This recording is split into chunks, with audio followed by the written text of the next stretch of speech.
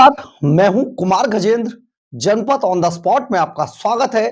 हमारे एक दूसरे social media platform podcast with Kumar Gajendra में भी आपका स्वागत है, जहां आप हमें सुन सकते हैं। दिल्ली के अंदर चुनाव चल रहे हैं और चुनावी सरगर्मी में रोज नई नई नौटंकी सामने आ रही है। और नौटंकी जब हम कहते हैं तो आप बिल्कुल समझ गए होंगे, हम अरविंद केजरीवाल की बात कर रहे हैं। अब ये नौटंकी अरविंद केजरीवाल ने एक और तरीके से खड़ी की है इस बार। अब आप ये समझिए कि एक नोएडा में रहने वाला व्यक्ति दिल्ली के अंदर बिना किसी तैयारी के चुनाव लड़ता है। पहली बात तो यह है कि आखिर ऐसा कौन सा कारण था कि ऐसे व्यक्ति को बस जाते ही तुरंत टिकट थमा दिया गया। दूसरा, जब टिकट थमाया तो ये सारी चीजें छानबीन क्यों नहीं की गई कि ये कहां का व्यक्ति था।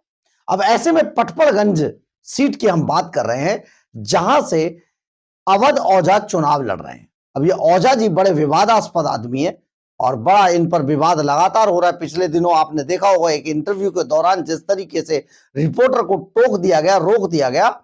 पहले बड़ी बड़ी बातें करते थे, शर्म आनी चाहिए, नेताओं के सामने खड़े रहते हैं लोग, फिर उन्हीं नेताओं के सामने खड़े हो गए अवध ओझा जी। फिर इनका इंटरव्यू रुकवा दिया आम आदमी पार्टी के लोगों ने, उन्होंने बीच इंटरव्यू में इनको हड़का दिया। तो ये सारी चीजें चली रही थी कि आज एक बड़ी खबर अवध ओझा के बारे में आ गई। दरअसल अवध ओझा शायद पटपड़गंज से चुनाव नहीं लड़ पाएंगे, क्योंकि ये अपने ही बिछाए हुए जाल में फंस गए और फिर आरोप ये जो हमारे संवैधानिक संस्थान हैं उन पर लगाने लगते हैं।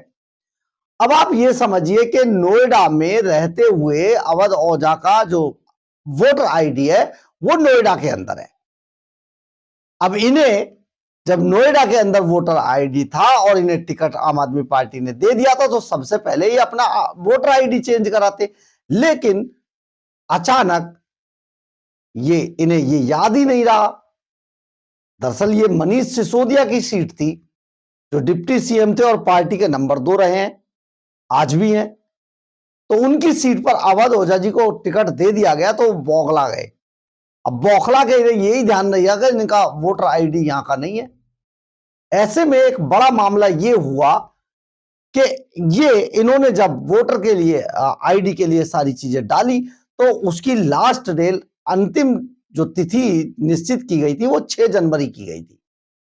लेकिन चुनाव आयोग ने जब इनकी डेट निकल गई तो ये अब कहते घूम रहे हैं कि चुनाव आयोग ने इनके साथ साजिश की है। देखिए, इसमें हम आपको कुछ चीजें बताते हैं कि किस तरीके से आज ये विवाद पूरा चल रहा था। दरअसल दिल्ली के पटपड़गंज क्षेत्र से अवध ओझा का चुनाव लड़ना बहुत मुश्किल हो गया है। जो चीफ इलेक्शन ऑफिसर है दिल्ली ने 6 जनवरी को मतदाता सूची व वोटर लिस्ट सार्वजनिक कर दी थी। उसके बाद ना तो नया वोट बनेगा और ना कोई ट्रांसफर या संशोधन होगा। अब 6 तारीख को जब ये हो गया तो इन्होंने उससे पहले अपना वोट चेंज नहीं कराया।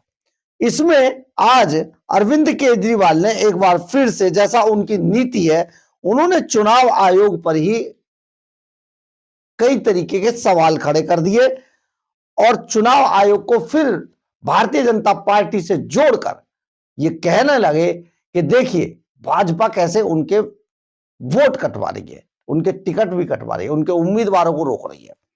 दरअसल है क्या, पटपड़गंज विधानसभा से आम आदमी पार्टी के उम्मीदवार अवध ओझा जी के खिलाफ साजिश हो गई है, ये कह रहे हैं आम आदमी पार्टी के लोग।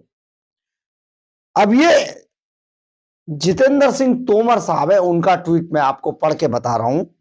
एक्स पोस्ट पर पटपड़गंज विधानसभा से आम आदमी पार्टी के उम्मीदवार अवध ओझा जी के साथ खिलाफ साजिश हो गई है बड़ी। दिल्ली चुनाव आयोग ने कानून के खिलाफ जाकर आदेश निकाल दिया है। चुनाव आयोग से चुपके से बदली वोट ट्रांसफर की आखिरी तारीख। चुनाव आयोग ने चुपके से वोट ट्रांसफर की आखिरी तारीख बदल दी है। क्या भाजपा के दबाव में कानून के खिलाफ जाकर काम कर रहा है चुनाव आयोग? ये सवाल खड़े कर रहे हैं। लेकिन सबसे बड़ी बात यह है कि सवाल खड़े करना आम आदमी पार्टी की फितरत है। बस इनको आता ही यह है कि हर चीज पे बवाल कर दो, सवाल कर दो और बवाल कर दो, दो ही चीजें आती हैं इनको। तो अब इस पर भी शुरू हो गए हैं। लेकिन सबसे बड़ी बात यह है कि आखिर अवध ओझा इतने दिनों से क्या सो रहे थे?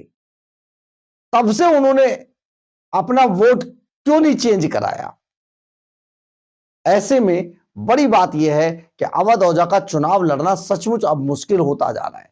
अब शायद अवध ओझा चुनाव ना लड़ पाए। हालांकि आज अरविंद केजरीवाल एंड कंपनी जाकर चुनाव आयोग से मिली है और चुनाव आयोग में जाकर उन्होंने गुहार लगाई है। लेकिन सबसे बड़ी बात यह है, चुनाव आयोग की तरफ से भी इन्हें आश्वासन तो दिया गया है, लेकिन होगा सब कुछ कानून सम्मति। अगर कानून में ये सब चीजें नहीं होंगी तो सचमुच अवध ओझा चुनाव नहीं लड़ पाएंगे। जो अवध ओझा माननीय बनने की तरफ चले थे, हालांकि उनका पटपड़गंज में किसी तरीके का कोई बहुत रुतबा नहीं दिख रहा है। पटपड़गंज की जनता बुरी तरीके से नाराज है और अवध ओझा को कई जगहों पर आप मुश्किलों का सामना भी करना पड़ रहा है। ऐसे में अवध ओझा का जीतना तो बेहद मुश्किल था, लेकिन अब तो चुनाव लड़ना भी बहुत मुश्किल हो गया है। बहरहाल, अगर आपको हमारी खबर अच्छी लगे तो आप इसे लाइक, सब्सक्राइब और शेयर जरूर करें। कमेंट्स बॉक्स में अपनी राय जरूर लिखें। इससे हमें बहुत बहुत बहुत ऊर्जा मिलती है। जय हिंद, जय भारत।